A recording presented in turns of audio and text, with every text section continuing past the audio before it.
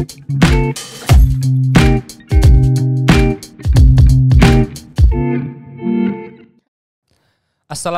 warahmatullahi wabarakatuh. Selamat pagi, salam Om Swastiastu, Namo Buddhaya, salam kebajikan. Baik rekan-rekan mahasiswa, pada kesempatan kali ini kami dari Kementerian Operasional KM ITERA mengundang pihak UPT Sarana Prasarana untuk berbincang-bincang mengenai fasilitas yang ada di ITERA. Oke, di depan kami sudah ada Pak Miswar dari UPT Sarpras. Bagaimana Pak kabarnya? Alhamdulillah kabar baik, kabar sehat dan harus semangat. Alhamdulillah. Baik Pak, mungkin bisa diperkenalkan dulu Pak terkait sarana prasarana itu apa saja sih? Dari fungsi dan peranannya di ITERA Pak. Oke, jadi Sarpras itu kalau kita pisahkan katanya dari sarana dan prasarana. Kalau sarana itu barang-barang, peralatan dan segala macam yang ada di ITERA. Kalau prasarana ini lebih kepada tanah dan gedungnya. Jadi pra itu sebelum ada sarananya dan sarana adalah yang pengikutnya sesudah ada prasarananya.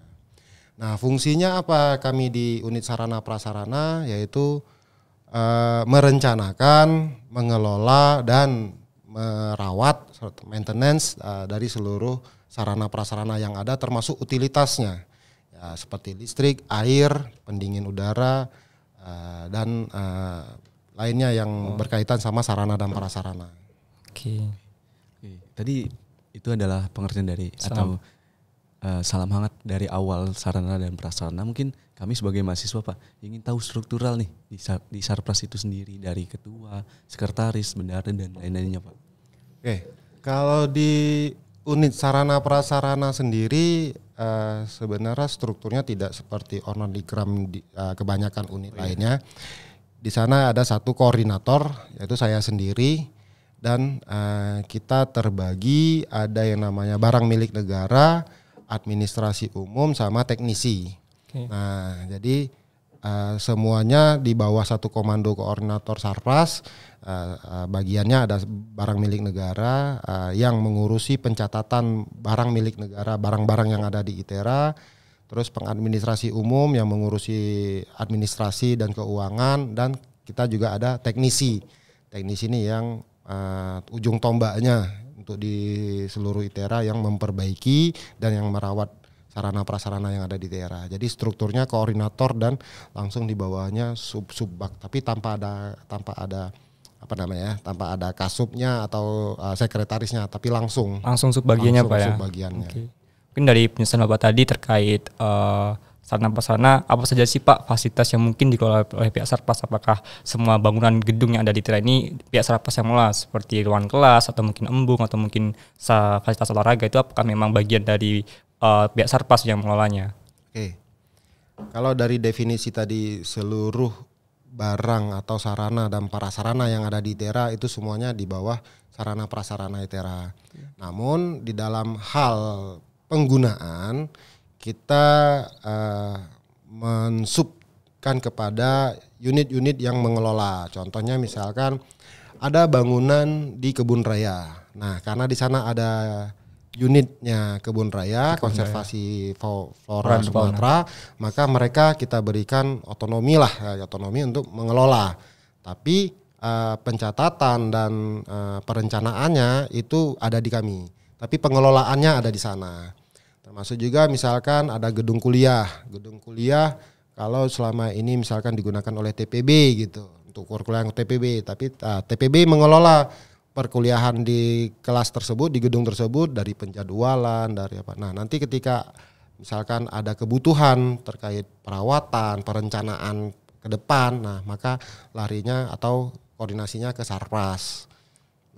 Jadi semuanya di Sarpras, tapi pengelolaannya, penggunaan kita subkan supaya mereka leluasa bisa mengelola tanpa pakai jalur komunikasi dulu. Jadi mereka langsung bisa mengelola. Bisa mengelola langsung berarti Pak ya, menggunakan secara langsung. Fasilitas yang ada di kebun raya ke UPT KFS, ya, terus kayak fasilitas olahraga ke Prodi DKI Olahraga. Kemudian tadi Pak sudah berbicara dengan fasilitas. Nah, apa aja sih yang bisa dipinjam fasilitas ITERA hak milik negara oleh ormawa atau mahasiswa untuk kegiatan-kegiatan di dalam kampus dan juga mungkin bisa di luar kampus? Oke, jadi pada dasarnya apa yang ada di ITERA, sarana prasarana ini adalah milik bersama. Sivitas Akademika berhak menggunakannya, namun ada batasan dan prosedural. Untuk apa? Agar barang milik negara ini kita saling menjaga. Kalau kita tidak mengatur dan tidak mengelola secara benar, nanti tidak ada yang bertanggung jawab. Nah, terus kalau pertanyaannya apa saja? Ya apa saja yang bisa dimintakan untuk digunakan atau difasilitasi, semua bisa kita fasilitasi. Hanya tadi ada bagian-bagian tertentu, ada prosedur-prosedur tertentu agar kita tahu pertanggungjawabannya seperti apa. Oke. Mungkin terkait prosedurnya Pak, ini kan yang kami tahu bahwasanya pihak Sarpras ini mengelola fasilitas di ITERA Pak ya. Untuk prosedur mekanisme perizinannya bagaimana sih Pak, yang ketika kami dari rekan-rekan mahasiswa ingin mengajukan peminjaman ruangan, mungkin alat itu seperti apa Pak? Oke, yang pertama kami menyediakan sesuai dengan alokasi. Misalkan kita barang tertentu alokasinya cuma 2 misalkan gitu, yang bisa kita pinjamkan atau dipakai oleh Sivitas. Nah maka prosedurnya apa? Maka prosedurnya antrian. Kalau sedang kosong kita pasti mengizinkan. Nah begitu juga dengan prasarana, misalkan kita mau menggunakan gedungnya, kita mau menggunakan ruang pertemuannya. Nah semua prosedur itu kita berdasarkan ketersediaan. Jadi semua selama masih tersedia, selama masih ada slot jadwal yang belum tergunakan, maka kita memperbolehkan. Namun ada catatan. Catatannya apa? Semua prosedur itu ada izinnya. Jadi tidak cuma karena kosong atau sedang tersedia sudah dipakai, tapi ada izin. Izinnya itu untuk apa? Untuk pencatatan seperti tadi, pencatatan ada yang bertanggung jawab. Nah, izinnya mulai dari izin kegiatan itu ada persetujuan dari pembinanya, persetujuan dari misalkan mahasiswa, himpunan, ada persetujuan dari pembinanya yaitu dosennya, terus naik tingkatan disetujui juga oleh dekannya. Terus kalau dia berurusan dengan keramaian di luar jadwal operasional, ada persetujuan keamanan dan ketertiban. Dan terakhir persetujuan peralatan dan sarana dan prasarananya ada di Sarpras. Jadi untuk apa itu semua? Ya untuk menjaga ketertiban. Agar tidak ada yang menyalahi aturan, ada tidak yang menyalahi penggunaan, dan ada yang bertanggung jawab. Oke, tadi merupakan terkait alur perizinan yang ada di ITERA ya Pak. Nah kami ini kan sebagai mahasiswa memiliki banyak ormawa, ada 40 lebih dan UKM. Dan kemudian ada mahasiswa yang di luar ormawa. Nah, pertanyaan kami tadi terkait perizinan itu ada antrian begitu. Nah, kemudian yang kami tahu di Sarpras sudah ada sebuah spreadsheet ya Pak. Nah, pertanyaan saya, apakah dari spreadsheet itu bisa ditransparansikan kepada ormawa atau mahasiswa yang ada di ITERA Pak? Oke, nah terkait penjadwalan yang kita open source, artinya bisa dilihat apakah itu tersedia atau enggak.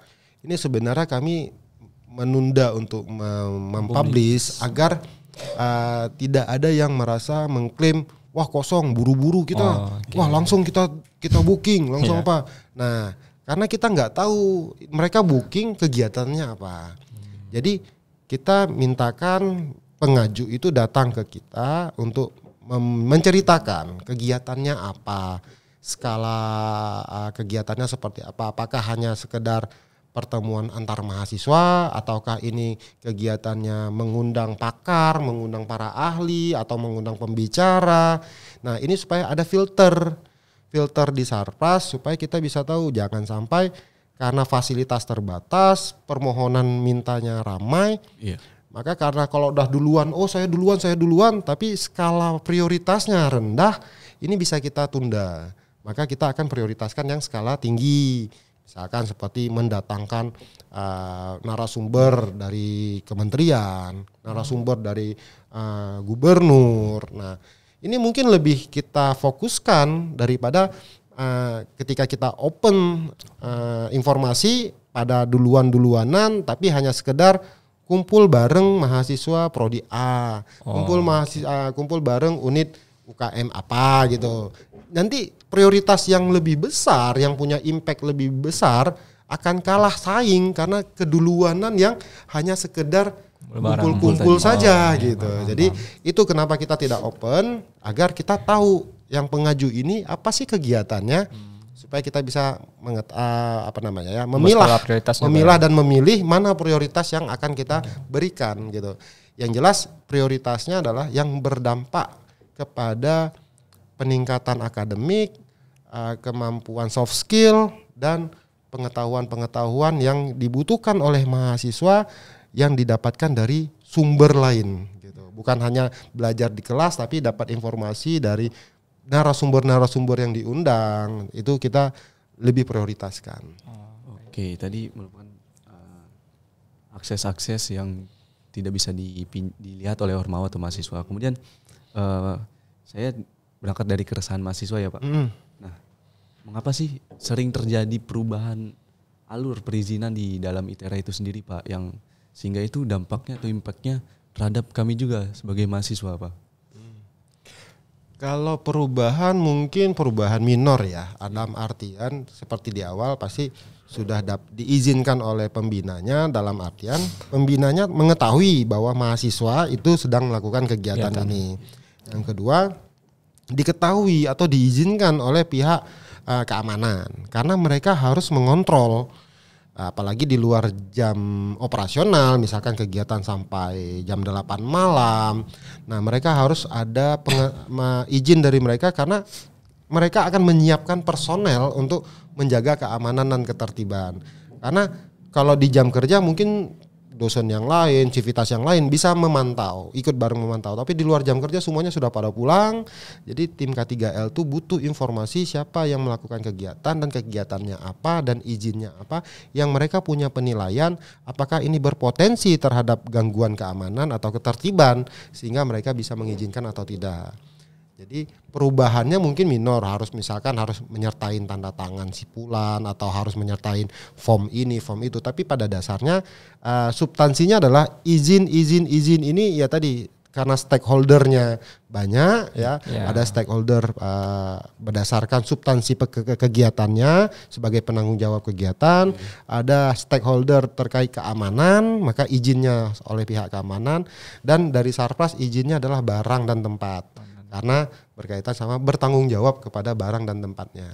Tapi Pak, terkait perubahan mekanisme alur perizinan ini yang saya amati dan mungkin keresahan juga dari mahasiswa ini sering berubah-ubah Pak. Apalagi beberapa pekan yang lalu kan kami juga menggunakan pihak Sarpas di acara asosiasi perizinan. Di situ bahwasanya yang kami dapat informasikan sebagai contoh fasilitas olahraga untuk pengajuan peminjaman tempatnya itu ke Sarpas. Nah, kemudian ketika kami proses ke kemahasiswaan di gedung B, itu ternyata sebagian dari fasilitas olahraga itu bisa langsung ke kemahasiswaan. Nah, ini terkait perubahan-perubahan alur perizinan ini mungkin sampai kapan sih Pak sering berubah seperti ini, ataukah mungkin saat ini sedang mencari formula terbaik untuk mendapatkan mekanisme yang tepat itu Pak?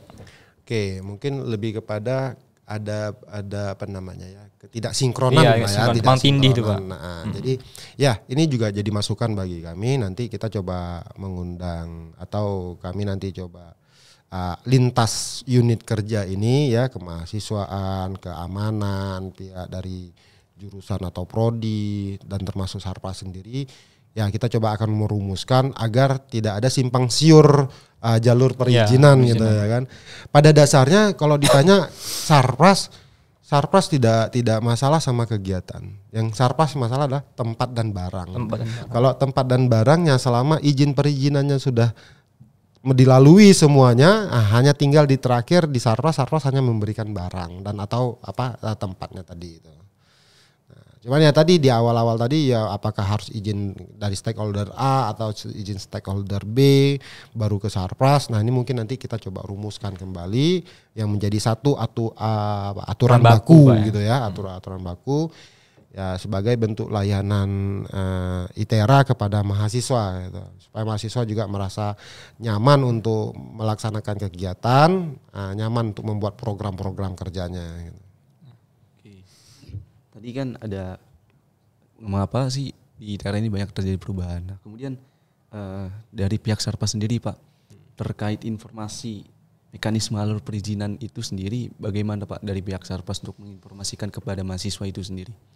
Nah, kembali lagi tadi kayak Pak, kenapa nggak di open sih Pak perizinnya betul, itu? Nah, dengan adanya ke Sarpras, nah kita sudah ada di depan pintu masuk kita itu kita sudah ada kasih mekanisme bahwa ke Sarpras itu tentu sudah dipastikan semua izin dari seluruh stakeholder sudah didapat diizinkan, baru barang baru kami izinkan. Kenapa? Karena kalau barang atau tempat udah kita izinkan, ternyata sebelum-sebelumnya izinnya tidak dapat, maka barang ini tidak digunakan. Alangkah sangat disayangkan kalau sudah dibawa tapi nggak digunakan, kan mending kita bisa kasih ke orang lain atau yang bisa menggunakan yang sudah mendapatkan izin gitu. Nah, dengan demikian artinya yang di Sarpras hanya yang izin untuk menggunakan peralatan dan sarana jika kegiatan ini sudah diizinkan.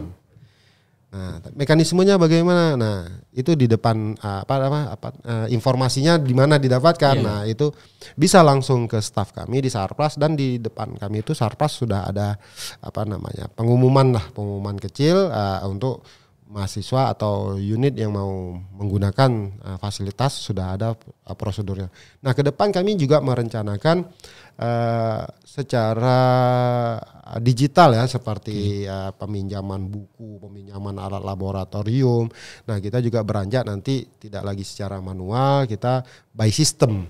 Ini sedang kita develop bersama UPT TIK supaya jalur mekanisme tadi ini bisa langsung diakses melalui website atau melalui aplikasi supaya ya nggak buru-buru atau nggak harus ke Sarpras, untuk kita bisa mengumumkan di tempat atau di website.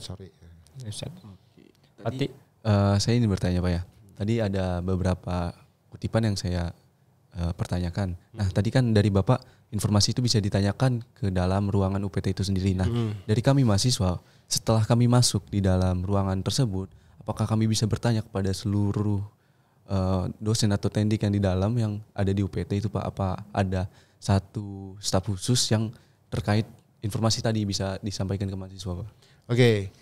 Ya, seperti tadi ceritain, kita struktur organisasi yang ada di Sarpras karena koordinator terus langsung kepada sub-subnya. Nah, jadi kita ada sub barang milik negara, itu urusannya sama barang, pencatatan dan sebagainya.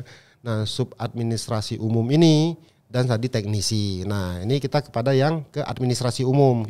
Nah, dari administrasi umum ada salah satu staf kita tugaskan sebagai FO, front office. Nah, ini yang sebagai pelayanan. Sebagai pelayanan yang menginformasikan atau ya pokoknya kalau ada yang datang, beliau inilah nih staf satu ini yang akan melayani. Apakah mau ditanya atau apa. Nah, yang satu. Karena kalau semuanya kita berikan layanan, mereka tidak fokus pada pekerjaannya. Gitu. Tapi Pak, terkait dengan informasi alur perizinan ini, mungkin saat ini kan kita tahu sendiri bahwasanya media massa kan memberikan informasi yang cepat Pak ya. Apakah ada rencana dari pihak Sarpras untuk menginformasikan terkait alur perizinan dari awal hingga akhir, hingga ke tahap kita menemui pihak Sarpras itu ke media massa, mungkin seperti website ITERA atau mungkin di ITERA official di IG-nya atau seperti apa Pak? Oke, jadi kembali lagi tadi kita sedang mengembangkan sama UPT TIK, namun konten apa yang akan kita informasikan, kita juga perlu duduk bareng sama beberapa stakeholder tadi, karena katanya ada kesimpang siuran nih. Kalau kita sudah dapat satu yang baku, maka Sarpras bisa mengumumkan, unit K3L bisa mempublish juga, kemahasiswaan bisa mempublish juga.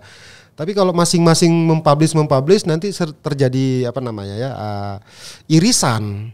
Ya nanti misalkan dari Sarpras seperti ini, tapi dari kemahasiswaan seperti ini. Begitu nanti mana izinnya? Wah, dari kemahasiswaan kami sudah dapat, kenapa Sarpras nggak boleh? Nah, ini alangkah nanti kita kalau mau publish itu udah seragam. Jadi apa yang dipublish oleh Sarpras, apa yang dipublish oleh kemahasiswaan atau stakeholder yang lain, K3L, jurusan gitu, itu semuanya sudah satu baku. Nah, mudah-mudahan dalam waktu cepat ini kita bisa menggodok tadi ya, sinkronisasi dan satu alur yang baku, sehingga kita juga paralel dengan meminta tim TIK membuatkan sistem informasi tadi agar bisa kita publish gitu. Oke, kemudian ini Pak, kemarin kan di Tera ini terjadi peristiwa hujan dan angin sangat kencang ya Pak. Kemudian apa sih tanggapan dari pihak Sarpras terkait rusaknya fasilitas yang ada di Tera terkait peristiwa tersebut? Oke, jadi kalau kita maknai yang namanya bencana ya atau sesuatu yang ini kan tidak kita inginkan. Iya, Pak. Tidak terduga, tidak terjadwal. Kalau kita tahu ada jadwal hujan badai yang menghancurkan, kita pasti sudah preventif Ya, gitu. benar. Tapi karena yang namanya bencana, ya namanya ujian, kita nggak memprediksi, nggak menduga dan nggak menginginkan sebenarnya. Nah, di luar prediksi kita ini memang keadaan force majeure ini membuat kita baru pertama kali sehingga kita tidak bisa mengantisipasi pada saat itu dan sehingga akhirnya terjadi. Nah, dari kejadian ini tanggapan kami adalah kita mengantisipasi jangan sampai keulang yang kedua kali. Meskipun terjadi bencana atau terjadi angin kencang atau segala macam, kita paling tidak sudah tahu apa yang harus kita perbuat supaya tidak berdampak seperti yang lalu.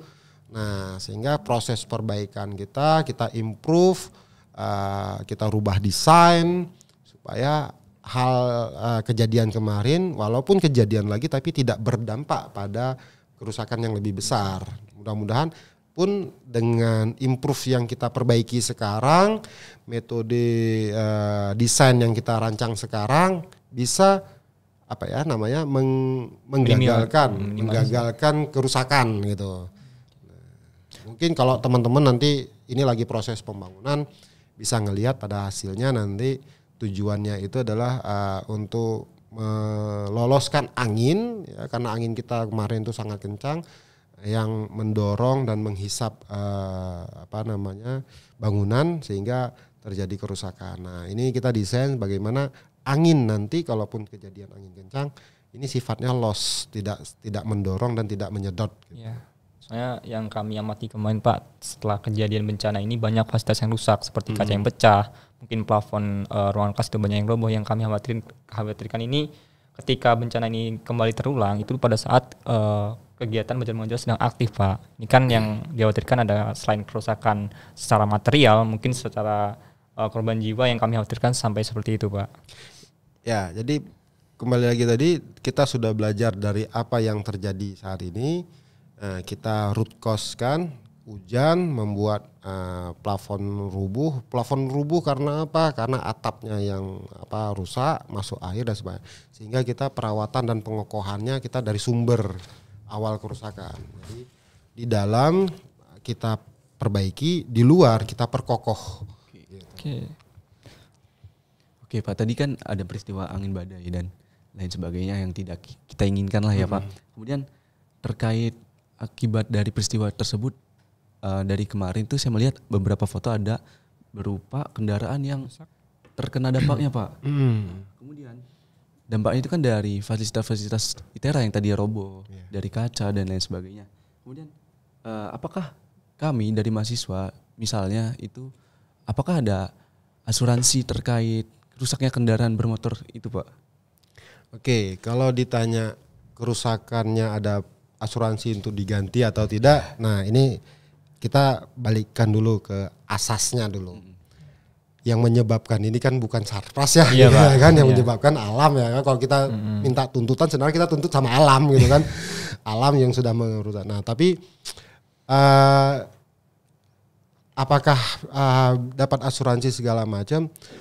Kalau saya tidak salah ya kan kita juga sudah mungkin beberapa pertemuan yang lain bahwasanya barang kendaraan adalah menjadi tanggung jawab masing-masing karena kita sebenarnya tidak menganjurkan untuk bawa kendaraan gitu.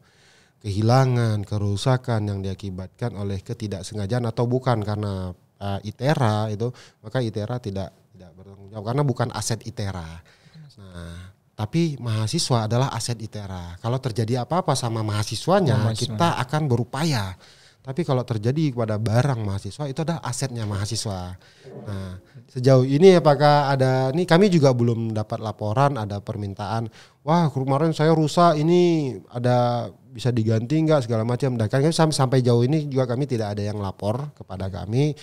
mungkin atas dasar sudah memaklumi atau memang sudah tahu ya sudahlah ini jadi resiko yang punya kendaraan segala macam. Tapi sejauh ini kami belum ada yang melaporkan untuk minta tuntutan ganti rugi. Oh, baik Pak. Tadi kan terkait aset ya Pak ya. Aset dari ITERA adalah mahasiswanya. Mungkin terkait kendaraan ya tergantung ke pribadinya masing-masing Pak ya, ke masing-masing. Nah, semisal ini korbannya adalah mahasiswa Pak, seperti luka-luka itu, apakah kita bisa mengklaim seperti asuransi itu Pak? Ya, kalau dibilang mengklaim asuransi, pada dasarnya kan mahasiswa ini selama kuliah, selama berada di kawasan ITERA, dia adalah aset ITERA. Untuk dijaga, untuk dilindungi. Sejauh ini yang kita berikan perlindungan aset mahasiswa sebagai aset, kalau sakit kita bawa ke perawatan, kita bawa ke fasilitas medis, dan kita juga sudah memiliki fasilitas medis. Nah, dalam bentuk itu kita menjaga aset mahasiswa sebagai aset. Bahkan sampai kita beberapa waktu yang lalu ada korban yang di Lampung Barat, kita sebagai aset ITERA kita upayakan mencarikan dan ditemukan dan kita kembalikan kepada orang tuanya. Nah, kalau dibilang klaim garansinya, asuransinya seperti apa, mungkin saya pinginnya gini, mahasiswa ini masing-masing punya basic insurance-nya dulu. Nah, tapi ketika selama ada di ITERA, selama saat dia belajar di ITERA, kuliah di ITERA, maka ini kita akan menjaga, melindungi dan merawatnya. Itu termasuk menjaga keamanan, menghindari kecelakaan yang ada di ITERA, bahkan menghindari penyakit yang ada di ITERA. Nah, namun saat dia di luar atau di kampung segala macam, ini kan sudah konteksnya sudah berbeda. Iya. Nah, itu bagaimana kita bilang mahasiswa sebagai aset adalah saat mahasiswa di ITERA, inilah yang kita berikan perlindungan gitu. Okay. Kalaupun nanti misalkan ada terjadi dampak, entah itu keadaan force majeure, keadaan kahar yang mengakibatkan adanya luka-luka, mungkin ya jangan sampai terjadi juga jika ada korban jiwa, ya nanti itu ITERA yang akan menangani karena konteksnya sudah di dalam ITERA. Oke, misalnya gini ya Pak, saya ingin bertanya nih Pak, dari peristiwa alam itu terjadi salah satu korban lah ya, kan nggak mungkin kalau pada hari atau jam tersebut kita hubungin dulu nih pihak ITERA bahwasannya ada korban jiwa. Tentunya kami dari mahasiswa berupaya untuk secepatnya menangani korban tersebut dengan cara kami mencari rumah sakit atau puskesmas terdekat yang ada di ITERA ya Pak. Nah, kemudian setelah itu kami bisa menghubungi kemana Pak perihal tadi kami ada dampak dari rusaknya fasilitas-fasilitas ITERA tersebut? Oke, mungkin bisa kalau ini kan kita balik lagi kan belum pernah kejadian seperti itu, sehingga kita kan seharusnya learning by experience gitu. Nah, tapi kita juga perlu learning by planning gitu. Jadi kita belajar untuk merencanakan. Nah, kalau experience kita sudah mengalami kejadian kemarin, ya mungkin belum sampai ada korban ke manusianya, kita baru korban ke peralatan dan sarana dan prasarana. Kalau nanti korbannya ada di manusianya, termasuk misalnya dalam ini mahasiswa segala macam, ya karena belum pernah mengalami dan kita belum belajar, kita juga belum ini, tapi kita coba merencanakan bagaimana sih kondisi yang bisa terbaik untuk penanganan ini. Tapi secara darurat saya rasa pihak K3L terlebih dahulu, karena di sana juga ada tim keamanan, tim keselamatan, rescue. Nah, terus juga bisa ke bagian humas yang akan menghubungkan antara keluhan mahasiswa dengan pimpinan, dengan stakeholder yang ada di ITERA. Mungkin saya rasa itu dulu jalurnya gitu. Nah, kalau ditanya apakah sudah ada bagan resminya atau sudah ada mekanisme resminya, ya ini mungkin saya rasa sih belum, dan karena kita akan belajar planning merencanakan itu ke depannya seharusnya. Berarti yang kami tangkap di sini bahwasanya ada upaya untuk melakukan preventif terkait pencegahan dampak dari bencana alam ini Pak. Betul. Kemudian dari penanganannya, kemudian terkait dengan mekanismenya yang mungkin nanti akan dirumuskan kembali.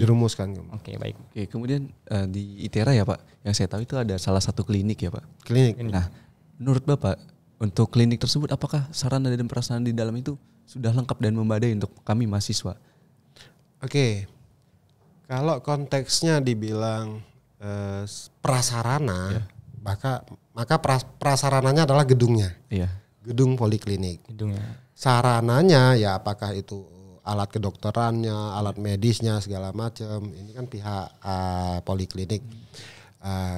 Kalau sarpras misalkan sarananya apa? Misalkan butuh tempat tidur, butuh lemari segala macam. Itu sudah. Tapi kalau sarana medisnya apakah tadi alat kedokteran, alat suntik segala macam. Nah, ini karena sarpras kan di luar jangkauannya gitu ya kan, nggak tahu kebutuhannya apa, mungkin pihak poliklinik. Dan saya rasa poliklinik kita ini di backup oleh pemerintah Kota Bandar Lampung, dokternya juga didatangkan dari salah satu puskesmas yang ada di Sukarame. Saya rasa mereka sudah ada prosedur tersendiri bagaimana poliklinik itu boleh beroperasi apabila sarana prasarana minimumnya sudah terpenuhi. Dan saya rasa kita sudah bisa beroperasi karena sudah ada sarana prasarana itu. Dan jawaban saya mungkin ya sudah terpenuhi. Sudah layak berarti Pak ya? Sudah layak. Tapi juga harus kita garis bawahi bahwa saja poliklinik kita adalah seperti fasilitas P3K, pertolongan pertama pada kecelakaan. Ya, jadi kalau sakit atau apa ke sini dulu, kalau bisa ditangani, kalau nggak bisa nanti kita akan langsung larikan misalkan dengan mobil yang ada, kita larikan ke vaskes yang terdekat seperti rumah sakit atau ke puskesmas. Tapi sifat poliklinik kita adalah penanganan pertolongan pertama pada kecelakaan atau pada mahasiswa yang sakit dan sebagainya. Oke, tadi berbicara dengan poliklinik ya Pak. Kemudian setiap gedung itu yang saya lihat setiap kelas itu ada namanya P3K, kotak P3K. Nah, menurut Bapak apakah kotak P3K itu kan bagian dari sarana mahasiswa di dalam gedung, betul Pak? Bukan. Oh, bukan. Jadi gini, P3K itu aturan dari pemerintah, dari Kementerian PU dan Menteri Tenaga Kerja apabila di satu tempat melibatkan sekian puluh orang harus ada misalkan kayak alat pemadam api, ada alat P3K, kotak P3K supaya apa? Akses untuk mendapatkan pertolongan pertama tadi langsung.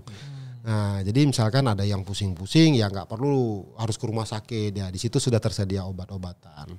Kalau dia misalkan terluka, jatuh, terpleset, jatuh, luka, di sana sudah ada plester atau betadine atau apa gitu. Itu intinya P3K itu untuk pertolongan pertama karena ada populasi yang ditentukan yang di antara populasi itu jika mengalami, nah maka pertolongan pertamanya sudah tersedia gitu. Jadi siapapun mau mahasiswa atau dosen atau tenaga tendik segala macam staff, intinya di mana tempat yang populasinya ada jumlah tertentu maka disediakan P3K. Oke, mungkin itu terkait fasilitas P3K Pak ya. Cuman kami juga telah meng-cross check fasilitas-fasilitas di gedung yang ada di Tira ini, khususnya toilet Pak. Banyak nih keluhan juga dari mahasiswa bahwasanya toilet ini macet atau airnya tidak keluar, kemudian kotor. Nah itu seperti pengelolaannya dari pihak Sarpras ini bagaimana Pak terkait dengan fasilitas terutama toilet? Oke, kalau toilet ini saya selaku koordinator Sarpras juga bertanggung jawab terhadap sarana gedung termasuk toilet.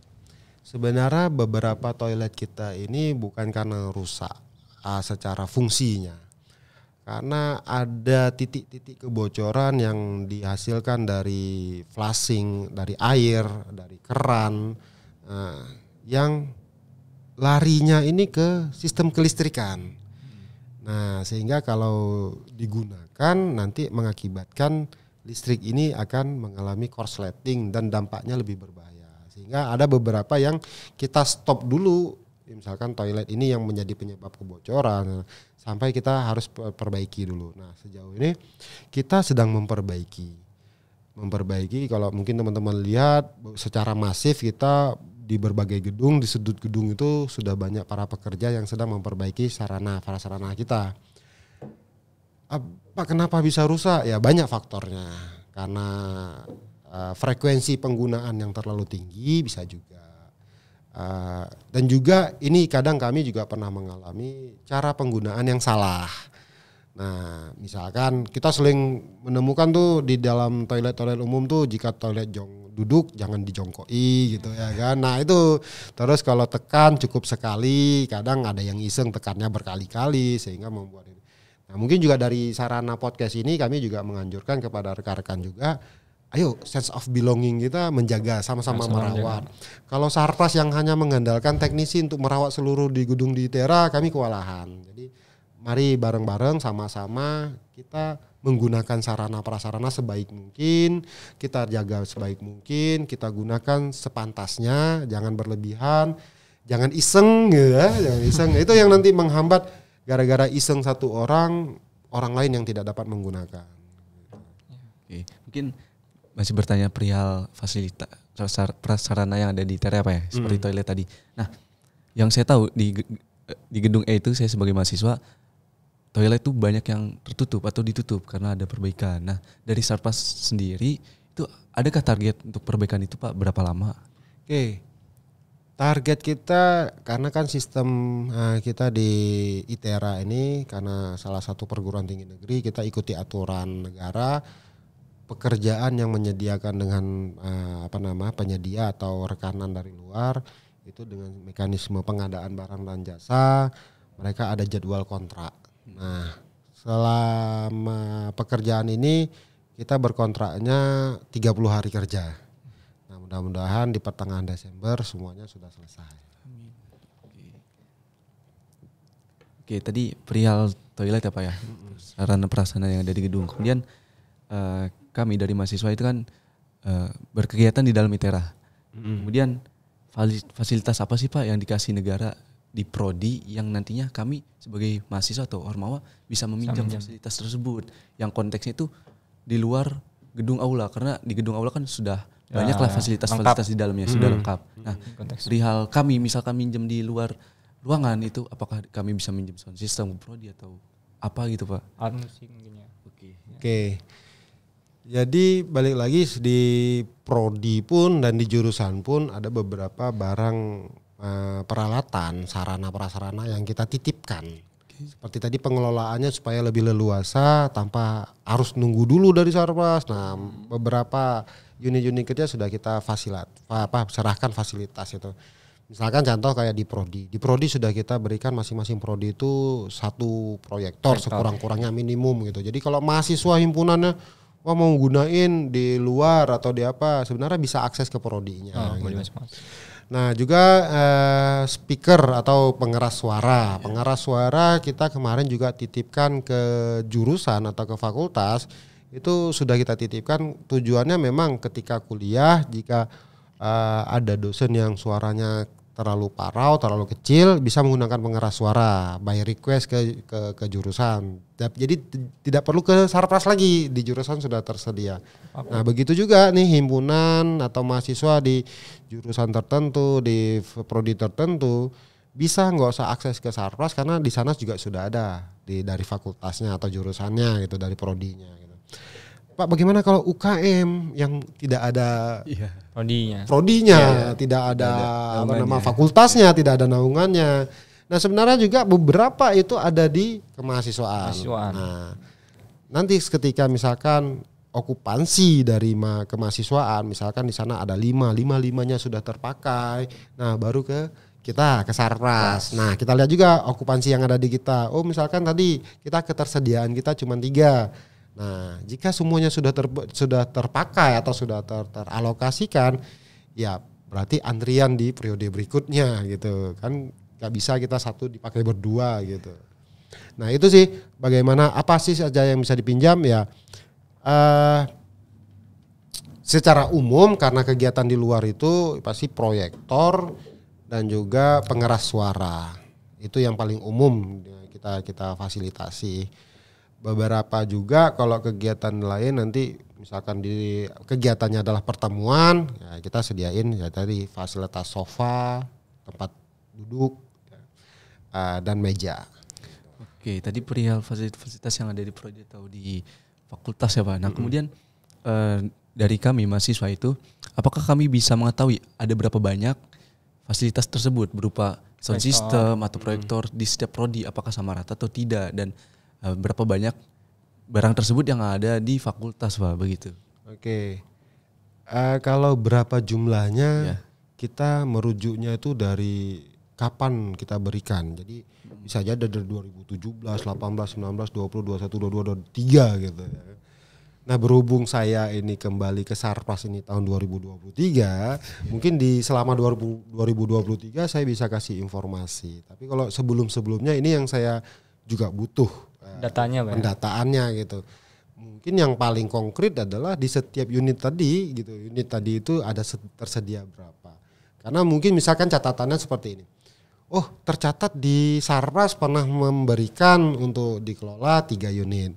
Tahu-tahu misalkan di sana yang ready cuma 1, 2-nya lagi dalam kondisi rusak misalkan. Nah, kita kan nggak paham lokasinya di sana dan mereka juga mungkin belum ada laporan ke Sarpras segala macam.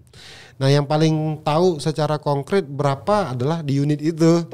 Gitu. Kalau di Sarpras mungkin ya kami harus tarik data dulu dari tahun-tahun sebelumnya sehingga kita bisa tahu nih alokasinya sudah berapa. Oke, terkait tadi peminjaman atau fasilitas yang ada di prodi apa? Nah, terkait alur peminjaman apakah itu dibalikin lagi ke prodi masing-masing atau fakultas masing-masing? Ada ketentuan nggak Pak dari Sarpras itu sendiri? Seharusnya kembali ke unit masing-masing karena mereka yang sudah mengelola, Sudah punya hak mengelola, Pak ya. hak pengelolaan gitu. Nah, selama mereka mengizinkan ya mereka punya prosedur. Oh, kamu harus ini, ya sudah gitu, harus ngikutin. Oh iya Pak, kemarin saya ada contoh masalah di lapangan Pak. Nah, saya temui bahwasanya ada nih teman rekan saya dari salah satu himpunan. Himpunan ini salah satu fakultas A.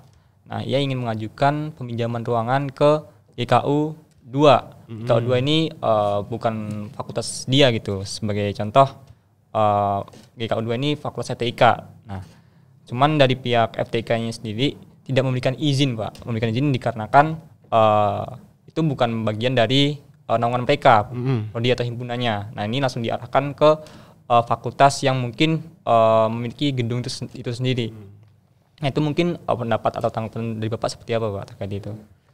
Nah, itu kembali lagi karena rasa bertanggung jawab. Jadi FTIK atau prodi fakultas ini ketika ini adalah pengajunya bukan himpunannya atau segala macam. Mereka mengelola, merawat yang mereka gunakan dan memberikan akses kepada mahasiswa yang mereka bisa pertanggungjawabkan. Nah, ini kan ibaratnya kayak saya punya barang kalau dikasih ke orang lain yang saya nggak kenal kan saya ragu ini. Iya. Bertanggung jawab nggak nih orangnya ini gitu ya kan. Kalau dia ini yang saya kasih adalah yang saya tahu, yang saya kenal atau adik keluarga saya, nggak apa-apa. Saya pasti tahu dia yang rusakin atau dia yang itu, saya minta pertanggungjawaban ke dia. Nah, mungkin karena dasar untuk merawat barangnya atau mengelola apa yang menjadi tanggung jawabnya itu yang membatasi. Nah, ya seharusnya tadi balik lagi nih yang pengajunya ke JTIK tadi, ke FTIK mungkin sudah harus memahami ini karena bukan istilah koridornya sudah beda nih. Seharusnya dia kembali ke koridornya dulu gitu. Jadi dia mengajukan kepada fakultasnya sendiri dulu gitu. Nah, jadi jawabannya ya saya bilang tadi mungkin karena rasa siapa yang harus bertanggung jawab atas kegiatan yang notabene mahasiswa ini bukan di bawah FTIK-nya gitu. Karena nanti khawatirnya ini tidak bisa diakses untuk pertanggungjawaban gitu. Oke, kemudian perihal itu ya Pak. Saya menanggapi bahwasanya di fakultas FT itu kan banyak sekali prodi ya Pak di dalamnya. Nah, mereka juga banyak kegiatan nih Pak. Kalau case-nya kayak tadi, bagaimana sih Pak tanggapan Bapak perihal tadi penyeberangan fasilitas? Misalnya kami dari FTI itu ingin meminjam GK2. Namun tadi seperti teman saya yang di samping ini bilang bahwasanya ada terkait skate atau batasan-batasan. Ya. Itu menurut Bapak bagaimana Pak? Ya menurut saya sih karena kita walaupun tadi beda-beda naungan fakultas A, fakultas B, kita sebenarnya masih satu payung ITERA. Iya betul. Nah sebenarnya kelegowoan rasa toleransi, rasa yaudah ini kita bareng-bareng, kita rasa sense of belongingnya sama-sama. Saya rasa tidak harus menyekat-nyekat antara ini mana fakultas A, ini mana fakultas B, kita sama-sama. Namun kalau kita terlalu terlalu buka sekatannya ini, justru itu yang kita khawatirkan tidak terkontrol. Maka kenapa kita harus milah-milah. Yang kita pilah-pilah ada penanggung jawab. Kalau semua dari berbagai elemen terus dicampur adukan, nah itu pertanggungjawabannya akan sulit. Pengelolaannya akan sulit. Maka kenapa kita bisa mengkotak-kotakkan dalam artian supaya mudah mengkontrol, mudah mengelola, mudah mempertanggungjawabkan. Ya, selama kita masih logowo ya sudahlah, karena ini juga mahasiswa ITERA, welcome saja. Nah, silakan. Tapi kembali lagi, mereka sanggup bertanggung jawab atau tidak, sanggup mengelola atau tidak. Jadi sesuai kebijakan masing-masing fakultas. Sesuai kebijakan masing. Kalau dari saran dari saya ya karena masih sama-sama ITERA ya monggo silakan bareng-bareng saja gitu kan. Sekat-sekat tadi dipisah dulu sebentar gitu, karena mungkin yang di sini sedang full okupansi gitu sehingga bisa nyebrang. Itu tinggal kebijakan dan rasa kebijaksanaan masing-masing gitu. Kemarin kan Pak ada surat keluaran terbaru ya? Surat edaran. Iya, surat edaran terbaru yang bahwasanya semua kegiatan mahasiswa itu wajib di ITERA ya Pak. Nah, kemudian bagaimana tanggapan Bapak perihal Ormawa ini kan banyak sekali ya kegiatan-kegiatan dan kadang juga ada yang mendadak. Perihal itu, apakah kami dari Ormawa itu bisa tidak meminjam sarana dan prasarana itu secara mendadak? Yang dimana notabene kami belum memiliki akses di dalamnya. Apakah kami bisa langsung meminjamnya ke Satpam atau tidak Pak? Oke. Jadi kalau kita lihat edaran tadi, kita lihatnya jangan tekstual, tapi kontekstual. Artinya kontekstual itu dilakukan di ITERA, bukan berarti besok mau kerja harus di ITERA gitu ya kan. Kalau tekstual tuh ya pedomannya kami harus dikerjain di ITERA. Memang benar, silakan lakukan kegiatan di ITERA. Kontekstualnya nggak mesti atau harus dalam waktu dalam artian ini kami besok mau acara langsung di ITERA, langsung minta disiapin. Nah, itu tidak kontekstual. Artinya by planning gitu. Kapan mau dilaksanain? Kapan mau dischedulin? Siapa yang melakukannya? Siapa yang menjadi penanggung jawab? Siapa menjadi substansi kegiatannya apa? Seperti tadi, kami mau mendatangkan tamu dari kementerian misal gitu. Kami mau ada expo, kami mau ada workshop. Nah, ini diplanningkan dulu sehingga kita bisa tahu mana yang menjadi priority yang seperti di awal sebelumnya. Kalau dadakan seperti ini, kita tahu nih banyak yang sudah melakukan kegiatan tiba-tiba ada yang dadakan. Di situ repotnya kita. Karena harus menggeser orang yang sudah memperencanakan itu jauh-jauh sudah matang, tinggal menunggu hari H, terus ada yang tiba-tiba gitu. Nah, ini juga sesuatu yang istilahnya tidak. Kalau bisa jangan seperti itu. Tapi kalau kita memplanningkan dari jauh-jauh hari, kita sudah bisa menslot dan memprioritikan sehingga ada orang lain yang mencari planning B. Tapi kalau planning orang lain, planning A-nya sudah matang, tiba-tiba ada yang mendadak yang mengharuskan dia untuk bergeser, reschedule atau lainnya yang belum mempersiapkan planning B. Nah, ini juga mereka juga kasihan atau dalam arti mungkin kesiapannya mereka juga kurang nanti gitu. Nah, alangkah baiknya semuanya by planning. Nah, semua di ITERA dalam artian kita fasilitasi.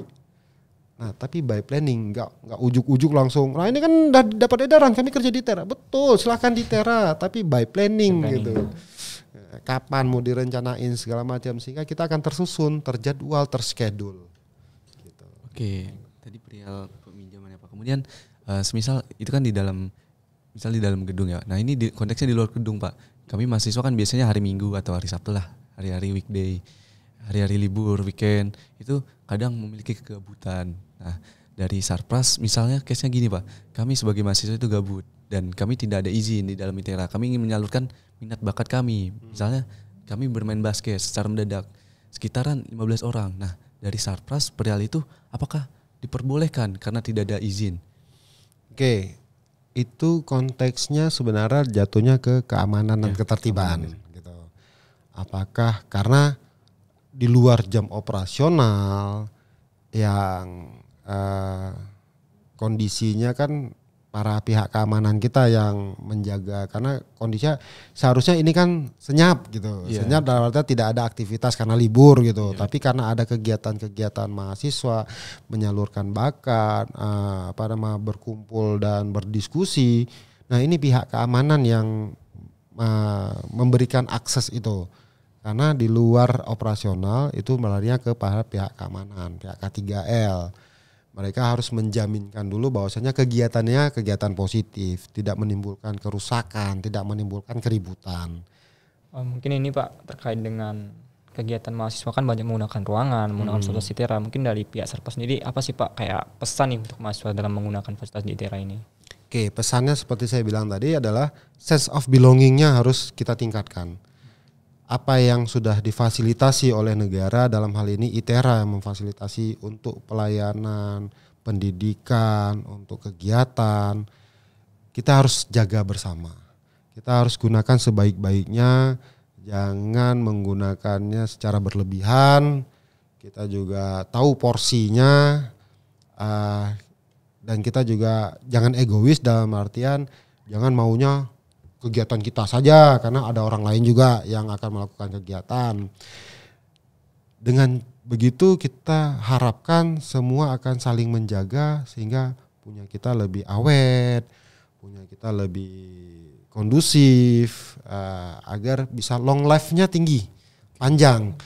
Jangan sampai ya baru kita sediain karena penggunaannya yang tidak teratur, penggunaannya yang tidak rasa menjaga. Nah, sembarangan cara menggunakan, akhirnya rusak, nggak bisa digunakan, yang repot semua. Besok mau pakai nggak ada karena rusak segala macam. Jadi selama kita semua menjaga, semua merawat, semua kita tahu porsi untuk menggunakannya itu, sense of belongingnya tinggi, insya Allah mudah-mudahan long life kita aman, tinggi. Gitu. Terkait dengan penggunaan tersebut Pak, misalnya case study-nya di lapangan itu ada fasilitas yang rusak akibat kegiatan mahasiswa ini, mungkin apakah ada sanksi atau mungkin memang itu bagian dari tanggung jawab Sarpas sendiri Pak? Oke, kita lihat dulu kerusakannya seperti apa. Kalau kerusakannya diakibatkan oleh kelalaian, maka kita tuntut ganti rugi. Tapi kalau kerusakannya akibat ketidaksengajaan atau memang sudah waktunya, ya kan, karena setiap peralatan fasilitas itu ada waktu untuk di maintenance, nggak mungkin awet selamanya gitu kan. Nah tapi kalau kerusakannya karena kelalaian, kesalahan, nah itu kita tuh. Tapi kalau yang sifatnya sudah perawatan rutin, sudah waktunya, sudah memang kondisinya seperti itu menjadi tanggung jawab Sarpras untuk memperbaiki. Oke. Tadi merupakan pesan dan kesan ya Pak. Nah kemudian harapan dari Sarpas sendiri tentang fasilitas-fasilitas yang ada di ITERA nih Pak. Oke, harapan saya sebagai koordinator Sarpras, kita bikin seperti kampus-kampus orang. Iya betul. Kalau ya saya harus banyak belajar main-main ke kampus lain, bagaimana melihat fasilitas mereka. Maka dari situlah saya belajar untuk menyusun strategi, menyiapkan sumber daya termasuk orang, teknisi, bahkan juga anggaran untuk fasilitas kita bisa lebih baik. Harapan kita orang di kampus yang besar, kampus yang maju seperti itu, kita seperti itu juga. Paling tidak mendekati seperti itu. Intinya quality harus lebih kita tingkatkan. Harapannya kita mengejar quality dan quantity. Dan kita tambahkan beberapa fasilitas. Mudah-mudahan tahun depan 2024 kita bertambah dan terus bertambah gitu. Wah udah nggak kerasa nih Pak. Kita udah di penghujung podcast nih Pak. Mungkin terkait dengan sarana prasarana terutama fasilitas ya kita semua harus saling menjaga Pak ya, supaya long life, supaya bisa digunakan seterusnya.